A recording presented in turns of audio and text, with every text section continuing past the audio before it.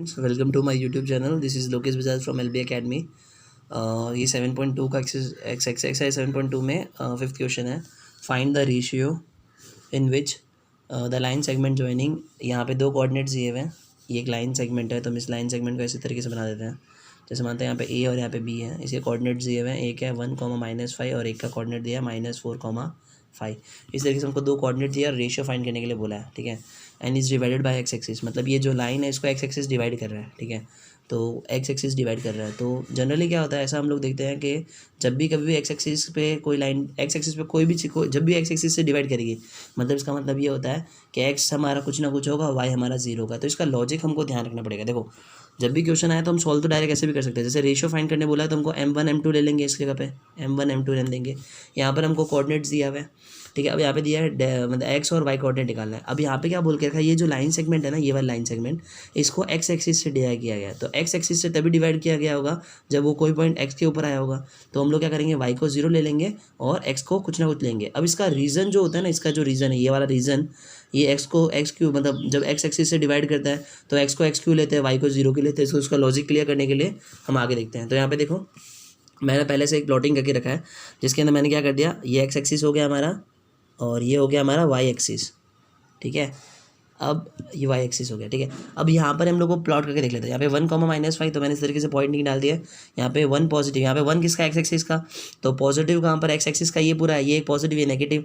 तो पॉजिटिव में 1 ये रहा, और यहाँ पे लिख के रखा है वाई एक्सिस का -5, तो -5 यहाँ पर। तो यहाँ पर पॉइंट कहीं पर आ रहा है, ठीक है। इस तरीके से अगर इस तरीके से मैंने यहाँ पे पॉइंट रख दिया, 1 का यहाँ पे हो गया और -5 का यहाँ पे, तो एक पॉइंट रख दिया। इस तरीके से यहाँ पे -4 और 5, तो यहाँ पे -4 कहाँ पर है, -4 एक्स एक्सिस का, क्योंकि एक्स एक्सिस का है। तो एक्स एक्सिस में ये पॉजिटिव है नेगेटिव, तो नेगेटिव में -4 है। और यहाँ पे 5 दिया वाई एक्सिस का, और वाई एक्सिस का पॉजिटिव मतलब ये ऊपर वाला, तो यहाँ पर कहीं पॉइंट मिल रहा है, ठीक है। तो इस तरीके से हम लोग एक लाइन ड्रॉ करेंगे। इधर से क्या ड्रॉ करेंगे, एक लाइन। तो इस तरीके से मैंने एक लाइन ड्रॉ कर दी। तो अब ये जो लाइन हमने ड्रॉ की है, अब इसमें हमको क्या ध्यान देना है कि इसमें क्या बोल के रखा है कि हमारे ये दो कोऑर्डिनेट्स हैं। तो हमने देखा यहाँ पे एक है, यहाँ पे क्या है, यहाँ पे हमको दे दिया -4, 5, और यहाँ पर क्या हो गया 1, -5। तो इस तरीके से हमारे पास दो कोऑर्डिनेट्स हो गए। जैसे ये लाइन बनाई थी, इसमें क्या बोला है, इसको वाई एक्स एक्सिस ने कट किया है। वैसे तो देखो, इसको एक्स एक्सिस भी कट कर रही है और यहाँ से इसको वाई एक्सिस भी कट करके रखी है। बट इन लोगों ने क्वेश्चन में क्या बोल के रखा है कि एक्स एक्सिस ने जहाँ पे कट किया है, जैसे यहाँ पर, तो इसके आपको कोऑर्डिनेट्स भी निकालने हैं और हमको ये बताना है कि इनका मतलब ये इसके यहाँ से यहाँ तक का और यहाँ से यहाँ तक का हमको डिस्टेंस भी निकाल सकते हैं इसके अंदर, ठीक है। तो देखो, रेशियो भी निकाल सकते हैं, ये वाला रेशियो और ये वाला रेशियो कितना है वो भी हम निकाल सकते हैं। मैंने क्या बोला कि जैसे हमने जब इसके लाइन को हमको ड्रॉ किया, तो यहाँ पे दोनों डिवाइड कर रहे हैं, एक्स एक्सिस भी डिवाइड कर रहा है और वाई एक्सिस भी डिवाइड कर रहा है। पर क्वेश्चन में क्या बोल के रखा था, ये जो लाइन सेगमेंट है इसको डिवाइड करता है एक्स एक्सिस, तो ये जो लाइन सेगमेंट इसको डिवाइड करता है एक्स एक्सिस इस पॉइंट पे। तो इसका मतलब देखो, अगर यहाँ पे पॉइंट अगर होगा तो इसका मतलब क्या होगा, एक्स कुछ ना कुछ होगा, कुछ भी हो सकता है ना, 1.5 भी हो सकता है, कुछ भी हो सकता है, 1 से बड़ा, 2 से छोटा होगा, ठीक है। पर y क्या होगा, हमेशा 0 रहेगा। तो कोई भी पॉइंट अगर, कोई भी लाइन अगर x से डिवाइड हो रही है, इसका मतलब क्या हो रहा है, x कुछ ना कुछ होगा, पर y हमेशा क्या रहेगा, 0। ये इंपॉर्टेंट है और इसका लॉजिक यहाँ से क्लियर हो चुका। जैसे अगर मैं कभी भी अगर क्वेश्चन ऐसा आता, फाइंड द रेशियो इन विच, ये लाइन सेगमेंट देता है is divided by y axis, अगर यहाँ पे लिखा होता है y एक्सिस, तो हम y को क्या करते हैं, कुछ ना कुछ लिखते हैं, बट x की जगह हम लोग 0 डाल देते हैं। तो इसका लॉजिक सिर्फ इधर से हम लोग पता चल जाएगा, ठीक है। तो यहाँ पे लिखा है x एक्सिस, तो मैंने डायरेक्ट क्या लिख दिया, x कुछ ना कुछ होगा बट y हमेशा 0 रहेगा, जैसे इस लॉजिक से हो गया, ठीक है। अब हम लोग को क्या करना है, पहले इन दोनों का रेशियो फाइंड करना है, ठीक है। और दूसरा हमको काम करना है कि कोऑर्डिनेट्स फाइंड करने हैं। मतलब यहाँ पे पॉइंट ऑफ डिवीजन ये हो गया, ये डिवाइड कर रहे हैं ना इन दोनों को, ये पूरा लाइन को डिवाइड, ये पॉइंट डिवीजन कर रहा है, तो इसके कोऑर्डिनेट्स भी निकालने हैं। तो इसका एक कोऑर्डिनेट तो पता है मुझे y0, जिससे यहाँ पे निकल गया, x हम निकाल के बता देंगे, ठीक है। चलो हम सॉल्व करते हैं। दो निकालना है इसके अंदर, एक तो रेशियो निकालना है और एक कोऑर्डिनेट निकालना है। तो हम शुरू करते हैं, सबसे पहले जहाँ पे 0 वहीं से शुरू करते हैं। तो हम लोग क्या करते हैं, अब हम लोग को पता है कि ये x निकालने का तरीका है और ये y निकालने का। x का फॉर्मूला क्या होता है, m1 m2 m1 + m2, ठीक है, और x2 और वो लिख देते हैं। इस तरीके से हम लोग y वाला रखते हैं पहले। अब y वाला x वाला क्यों नहीं रखते और y वाला क्यों नहीं रखते, देखते हैं। तो अगर मुझे x निकालना है तो फॉर्मूला क्या होता है, m1 m2, very good, m1 + m2, इस तरीके से लिख देते हैं। और यहाँ पे क्या आएगा x2 और यहाँ पे क्या आ जाएगा x1, ठीक है। इस तरीके से y का भी सेम ही होगा। y का कैसे निकलेगा, ये वाला अगर y निकालना हो तो y का कैसे निकलेगा, वापस है m1 m2 m1 + m2। और यहाँ पे क्या आ जाएगा y2 आएगा, y1 yx2 मत बोलना क्योंकि हम y का कर रहे हैं तो y2 आएगा और यहाँ पे y1 आएगा। ठीक है, इस तरीके से हमने सॉल्व कर लिया।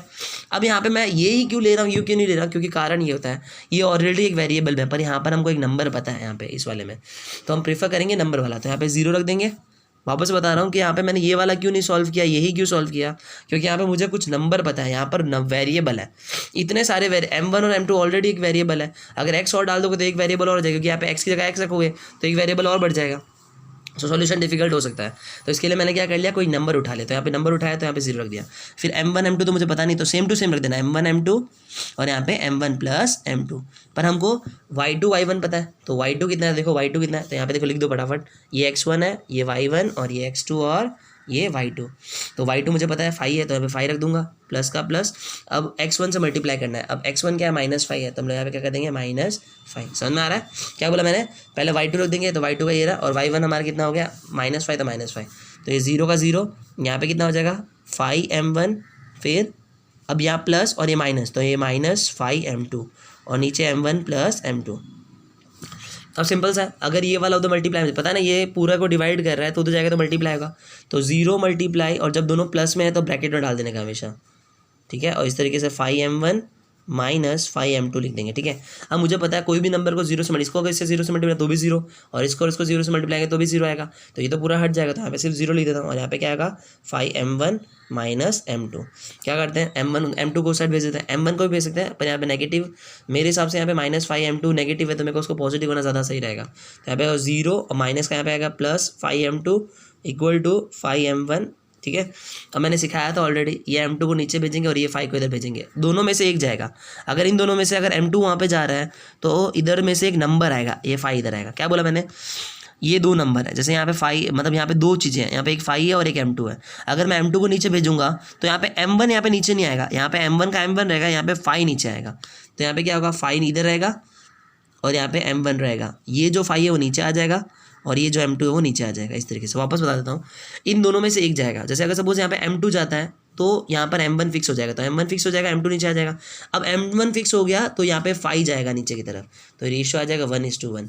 तो हमारा m1 और m2 का रेशियो क्या आ गया 1:1। कैसे 5 दोनों 5 की टर्म में 5 1 जा, 5 की टर्म में 1 जा, तो 1:1। तो इससे हमने रेशियो निकाल दिया। तो देखो पहला क्वेश्चन क्या बोला था, फाइंड द रेशियो। अगर इतना करके हम छोड़ देते हैं तो शायद 5 अगर मार्क्स का, अगर सपोज 4 मार्क्स का अगर देते हैं हम तो 2 मार्क्स ही मिलेंगे इसके अंदर।